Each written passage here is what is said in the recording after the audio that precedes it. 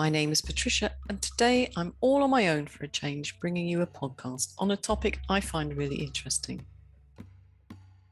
Today, I'm really going to be drilling down into the technique of using contrast in your haiku.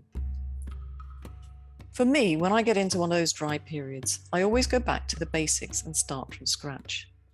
It nudges me in a creative direction, and the haiku and senryu I seek out to illustrate the techniques, combined with the ideas of construction, usually get the creative juices flowing. I'm going to share some haiku with you today in the hope that they'll do the same for you. But there's one other point I want to make about learning technique. The writing of haiku and senryu has rules, conventions.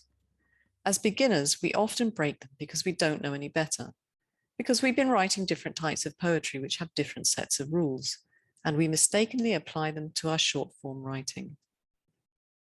More often than not, the haiku and senryu are the worst for our mistakes. But if we know what we're doing, if we consider the rule we're breaking and decide to break with convention, then perhaps we're moving the genre on.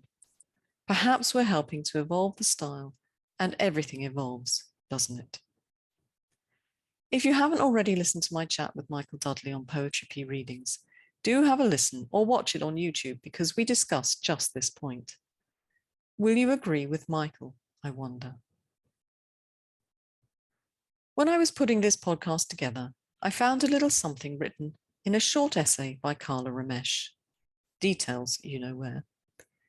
It sums up perfectly how I feel about learning techniques. She said, "For long, I've also held the view that techniques are the banks that allow the spirit of creativity to flow. Without these banks, there would be devastation, and the saddest thing is that the river would be lost. So if we consider this creative spirit as a river, then we need to keep it flowing, which demands the need to inquire, expand the banks, and dig deeper." Now, most people see juxtaposition as a key element of haiku. Personally, I think you can have one image haiku, and we'll go into that another day. But for today, let's just stick with juxtaposition, shall we? What is juxtaposition? Well, as Betty Drevniok says in Awari, a haiku primer, written in 1971, it's the poet expressing an observed relationship between two things. What techniques do we utilize to create juxtaposition? Well, the most basic of techniques we use are association, comparison, and contrast. Let's have a quick look at the first two, which, from my reading of a humongous amount of journals, anthologies, books, and haiku texts, seems to suggest are the most heavily used. You may think differently, and as always, feel free to let me know via email. Association. What is it?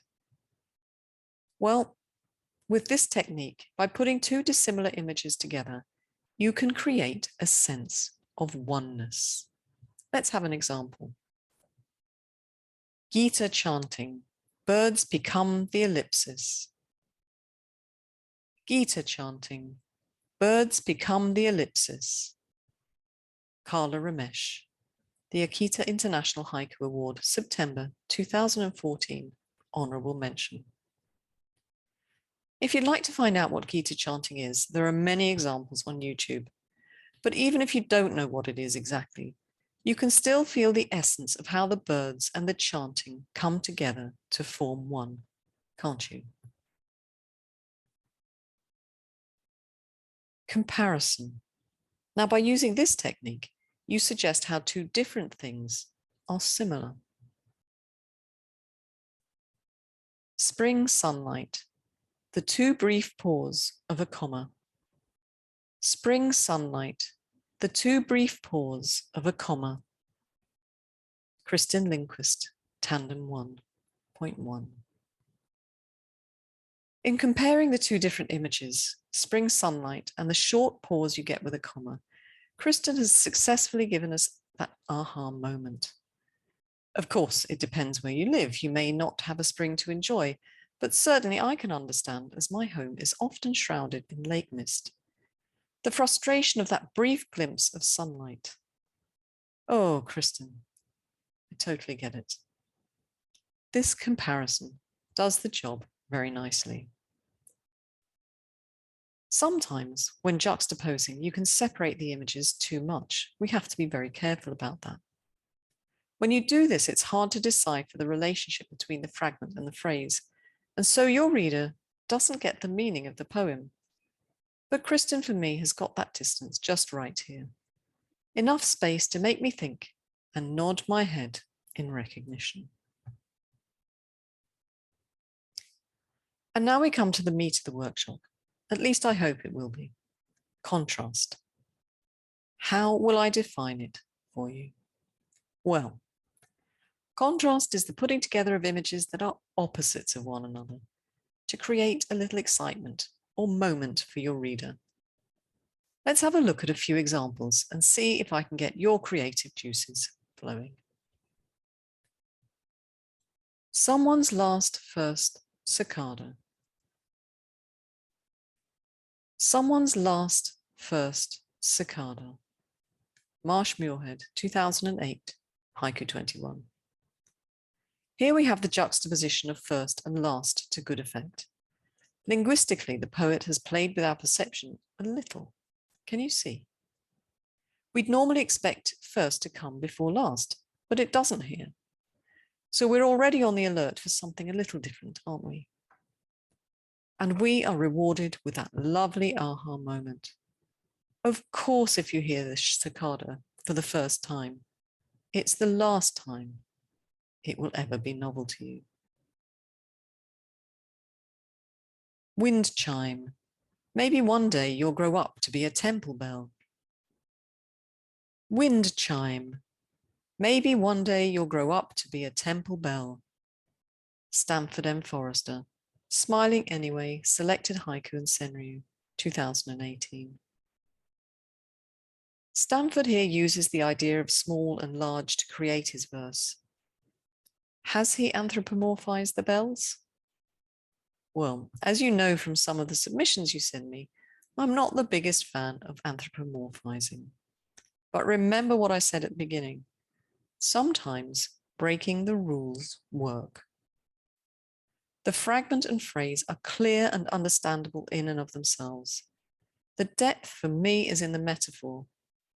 Wind chimes, small, often gangly things like a teenager undergoing a growth spurt, becoming the glorious and beautiful temple bell. The wind chime's voice, tinkly and small, breaking into the loud and solid temple bell. It's a bit like the story of the ugly duckling, isn't it?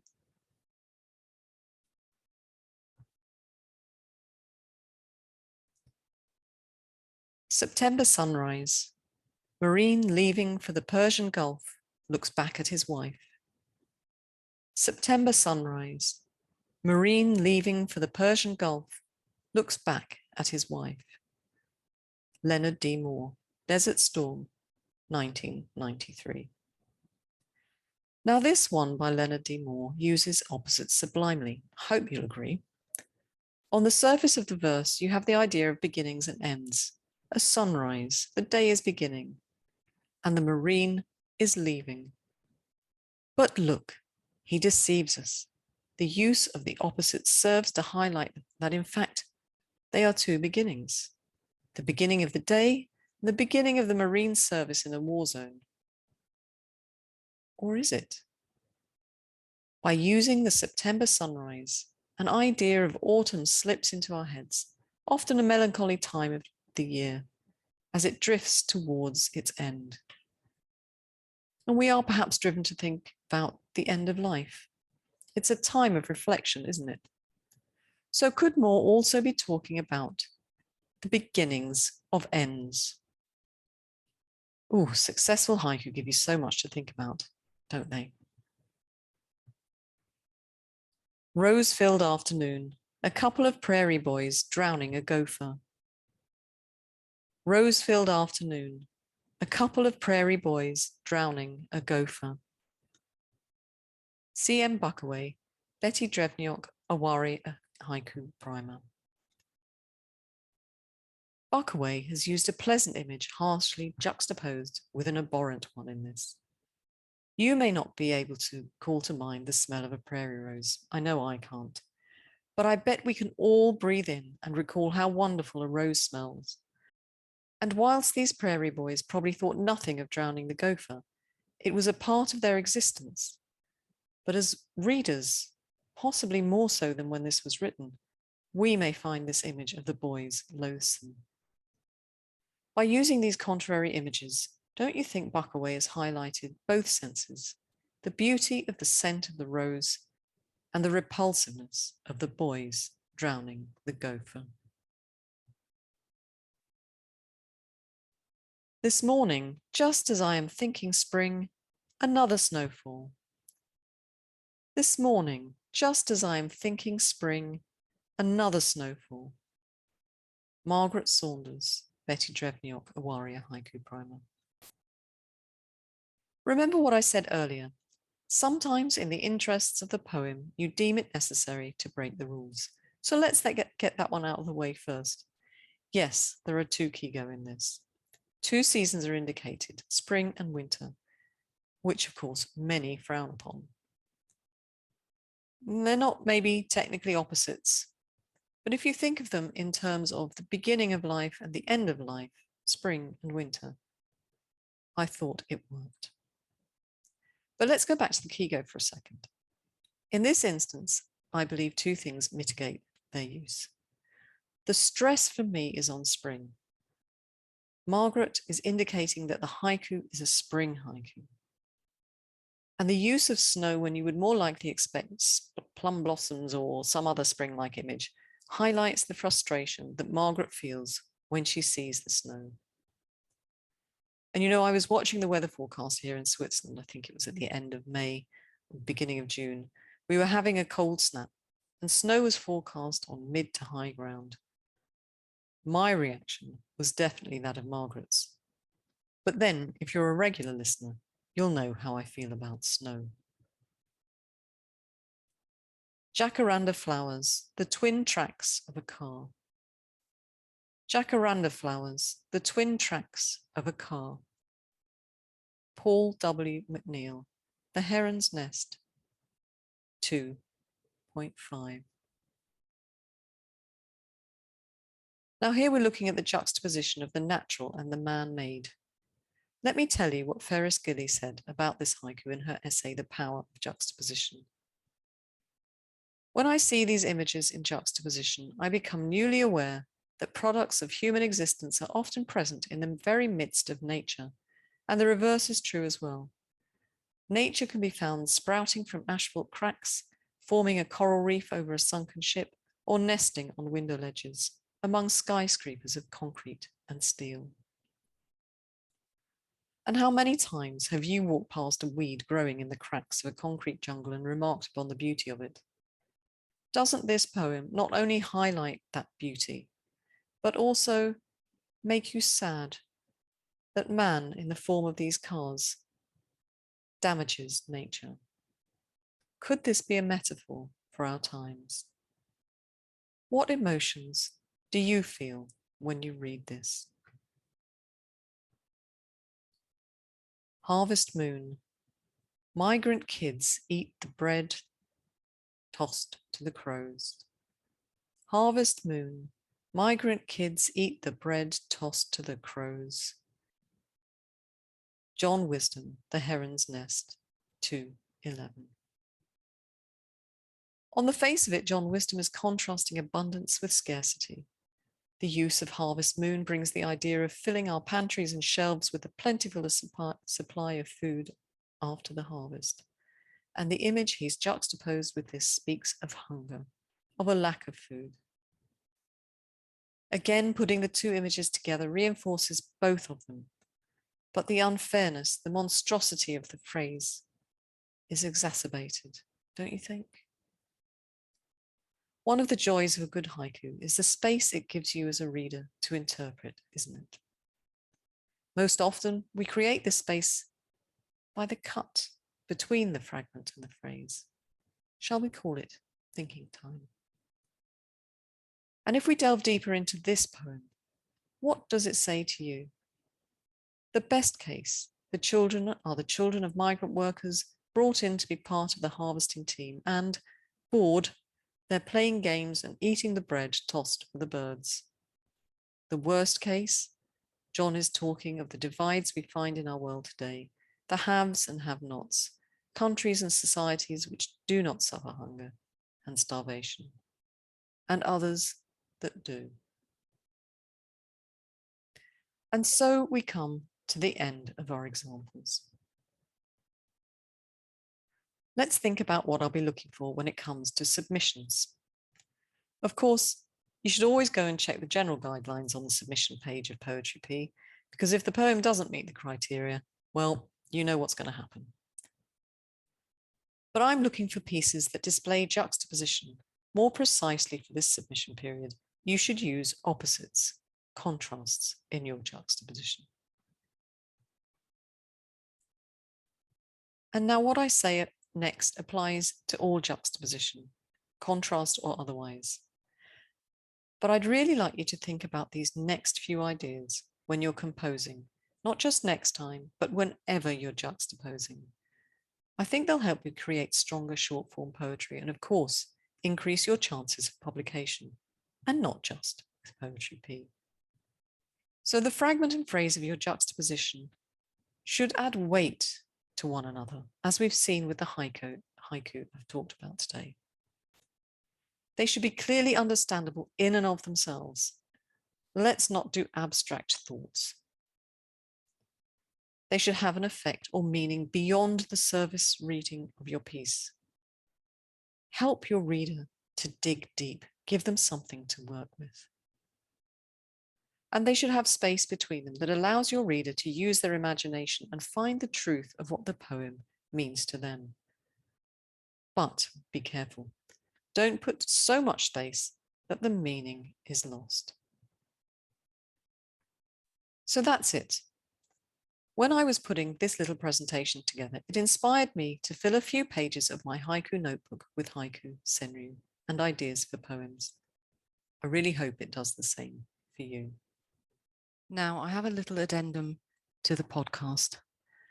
After I'd recorded it for you, I did some workshopping with the Yorkshire and Lancashire Haiku group in the UK, and I just want to say thank you very much to them for going through the podcast and my notes with me, and for creating some very interesting haiku and senryu afterwards.